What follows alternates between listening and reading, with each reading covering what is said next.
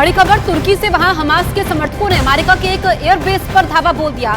खबर यह है कि इसी वजह से वहां रखे अमेरिका के परमाणु हथियार भी खतरे में आ गए, क्योंकि हजारों लोगों की भीड़ ने अमेरिका के उस एयरबेस को घेर लिया और उसमें घुसने की कोशिश की।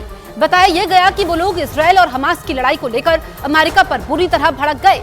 अमेरिका और तुर्की सैन्य संगठन नेटो का हिस्सा और एक दूसरे के सहयोगी हैं, लेकिन इजरायल और हमास जंग में दोनों के रास्ते अलग अलग हो गए, क्योंकि अमेरिका जंग के पहले दिन से ही इजरायल की मदद कर रहा है, जबकि तुर्की हमास के साथ खड़ा है। इसीलिए अमेरिका पर भड़के हमास के समर्थकों ने तुर्की में उसके एयरबेस को निशाना बनाया।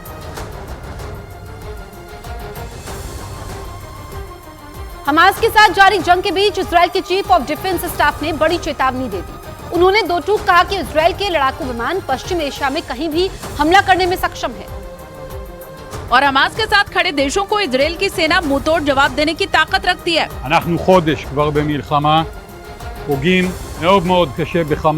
इतना ही नहीं, इजरायल के चीफ ऑफ डिफेंस स्टाफ ने सेना की हौसला अफजाई करते हुए हमास को मिट्टी में मिला देने की बात कही। साथ ही उन्होंने गाजा की सुरंगों में छिपे हमास के लड़ाकों को नेस्तनाबूद करने के लिए ग्राउंड ऑपरेशन में और तेजी लाने का दावा किया।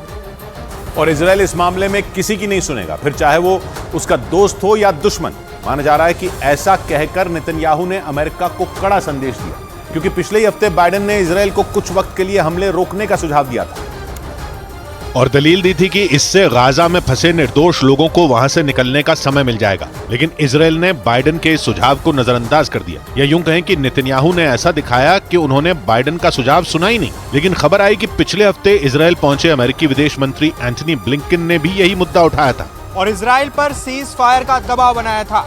लेकिन नेतन्याहू अमेरिकी दबाव में नहीं झुके। उल्टा ब्लिंकन के इजरायल से जाने के कुछ ही दिनों बाद उन्होंने अपने दोस्तों और दुश्मनों दोनों को अपने इरादे बता दिए।